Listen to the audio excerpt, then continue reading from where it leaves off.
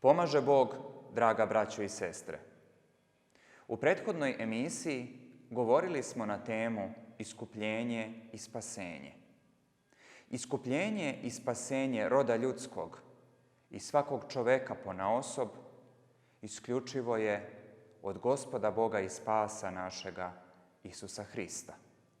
Gospod Isus Hristos, koji se ovaplotio radi nas ljudi i radi našega spasenja, svojim životom, svojom smrću na krstu, na Veliki petak, silaskom u ad na Veliku subotu i slavnim vaskrsenjem u nedelju.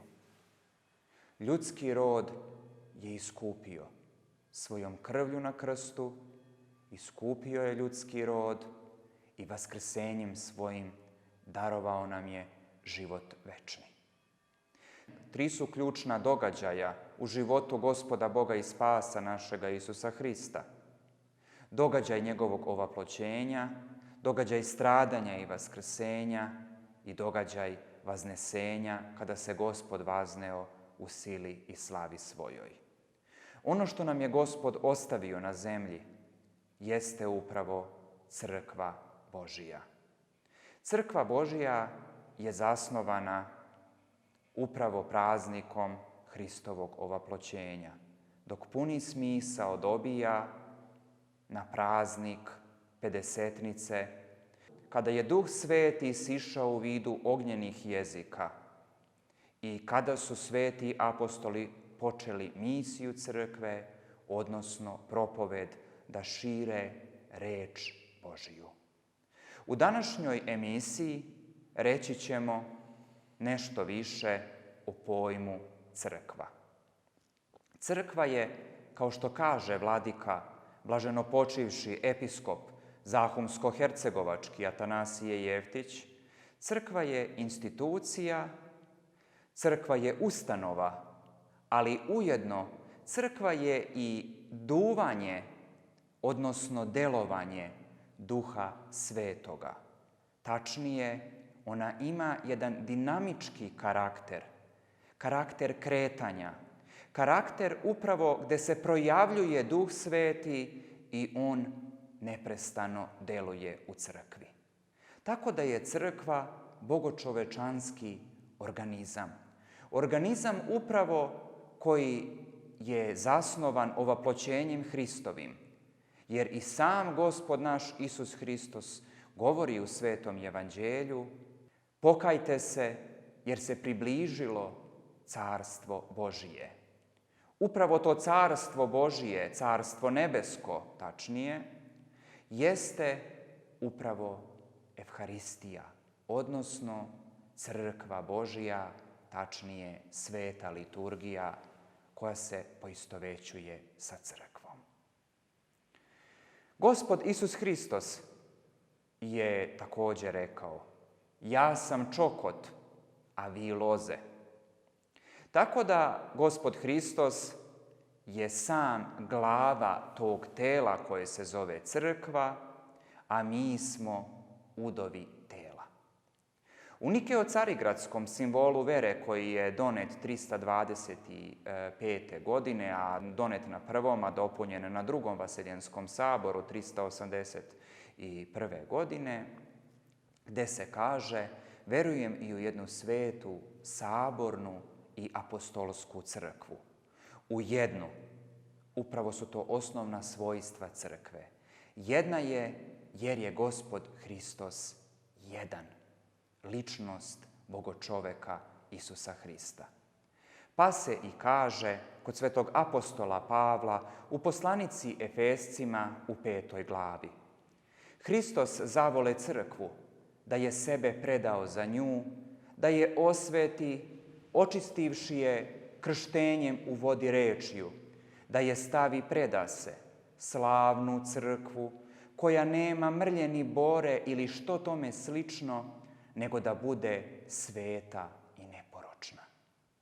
Upravo ovde vidimo da verujemo u jednu crkvu, jer je sam Gospod Hristos krajugaoni kamen, odnosno glava tog tela, te crkve. A crkva je upravo ostvarena eshatologija, odnosno liturgija predstavlja ostvarenu eshatologiju. A šta je eshatologija? Eshatologija je carstvo Božje. Ostvarena eshatologija. Hristos Gospod je ispunio sve ono što je obećao i on će opet doći u slavi da sudi živima i mrtvima, ali sve što je za nas potrebno i za naše spasenje, to je upravo prožeto u događajima Hristovog stradanja, gdje vidimo iskupljenje na krstu, Hristovog slavnog vaskrsenja, njegovog vaznesenja i sedenja sa desne strane Oca. I mi upravo znamo da će Gospod Hristos doći sa slavom da sudi živima i mrtvima na kraju sveta i veka, ali o tome ćemo nešto više reći u nekoj od narednih emisija. Gospod Hristos je ostavio crkvu Božju. I upravo ta jedna sveta, jer je i sam Gospod Hristos svetinja nad svetima, a to je upravo dao nam je telo svoje i krv svoju. Tako da svaka sveta Evharistija predstavlja, to jest liturgija, predstavlja trenutak kada se projavljuje dinamizam u crkvi. Duh Sveti je taj koji se projavljuje, odnosno osvećuje tu istu crkvu, čiji je krajugaoni kamen Gospod Hristos. Tako da i u molitvama anafore, što u prevodu znači uznošenje, mi možemo vidjeti molitve koje sveštenik čita, a te molitve su upućene Bogu Otcu, Bogu Sinu, Gospodu Isusu Hristu i Bogu Duhu Svetom, koji od početka do kraja osvećuje časne darove, odnosno krv i telo Hristovo. Kao ono što je najvažnije i ono što je najbitnije u životu svakog čoveka na zemlji, svakog čoveka ponaosob, a to je pričešće krvlju i telom Hristovim. Jer upravo šta crkva predstavlja? Crkva predstavlja jednu radionicu Duha Svetoga, gdje mi lično od lošijeg čoveka postajemo bolji ljudi. Na koji način? Osvećujemo se Duhom Svetim, životvornim. Duh Sveti osvećuje svakoga od nas ponaosob, jer upravo sjedinjujući se sa Gospodom Hristom u svetoj tajni pričešća.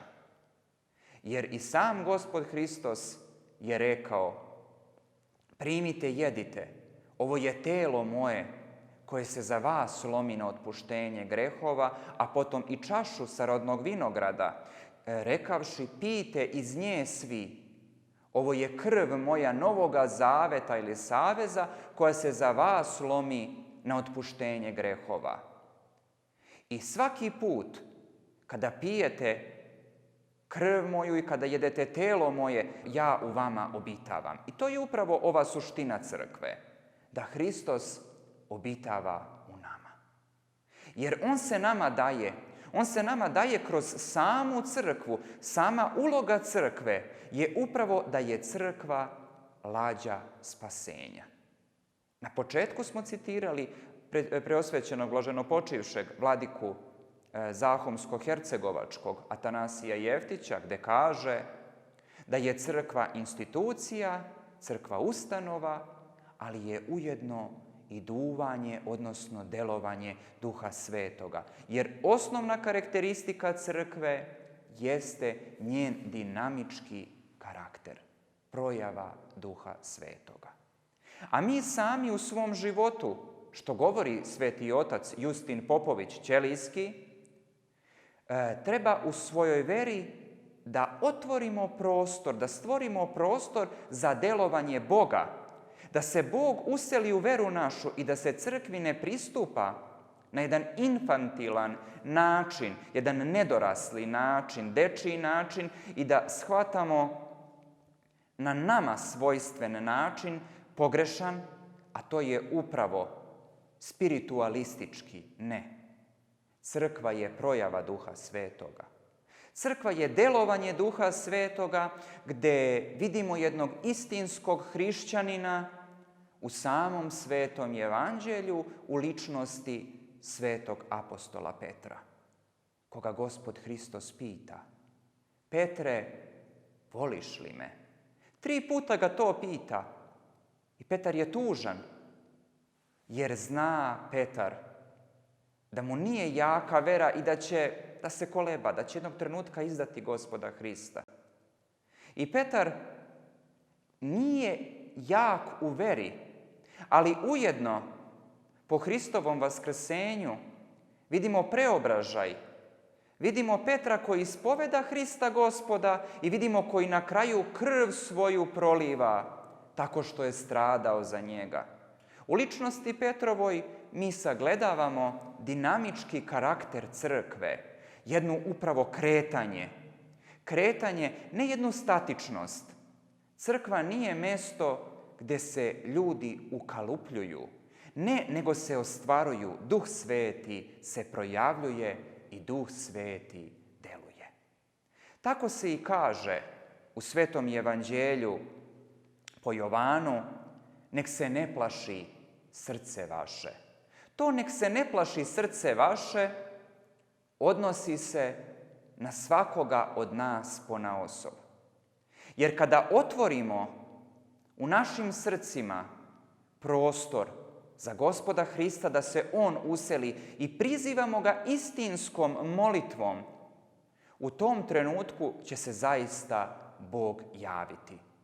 Tako da se govori upravo u Svetom evanđelju: nek se ne plaši srce vaše, i Gospod time poručuje: ne boj se, čoveče.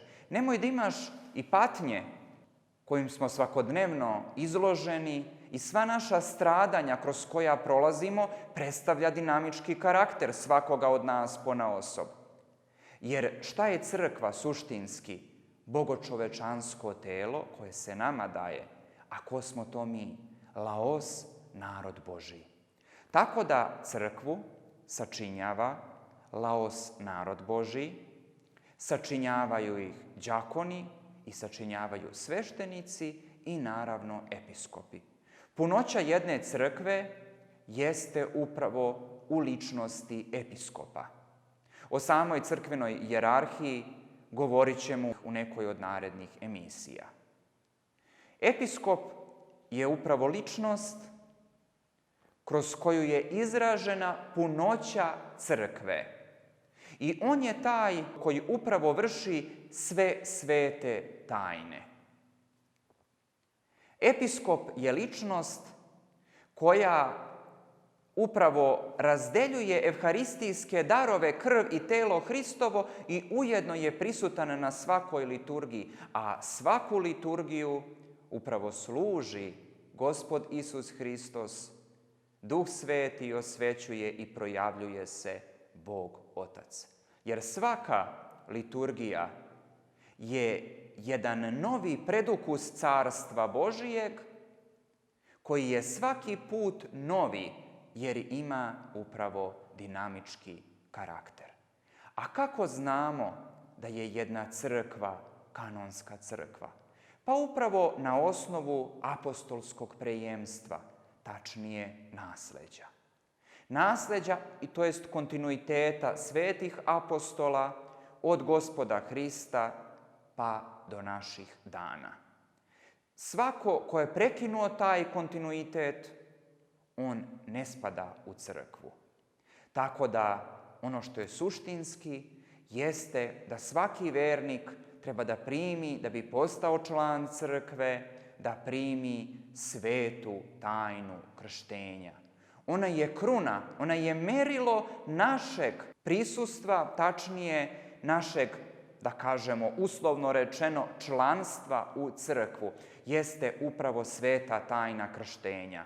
Jer kroz krštenje mi upravo dajemo zavet, sklapamo savez ili zavet sa Bogom i postajemo upravo jedno sa Hristom jer ga ispovedamo za našeg spasitelja i za našeg izbavitelja. U narednim emisijama nešto ćemo više govoriti o svetim tajnama crkve koji se upravo svršavaju u samoj svetoj Evharistiji kao merilu i kao kruni crkve, to jest predukusu Carstva Božijeg. A svete tajne su ono što nam se daje i upravo kroz njih i u njima mi bivamo jedno sa Gospodom Hristom, tačnije sjedinjujemo se sa Hristom i upravo bivamo jedno sa njim, primamo zajednicu sa samim Bogom. Tako da Hristos Gospod, koji nam je i darovao svete tajne, neka bi bio sa nama u sve dane života našega do svršetka sveta i veka. Amin.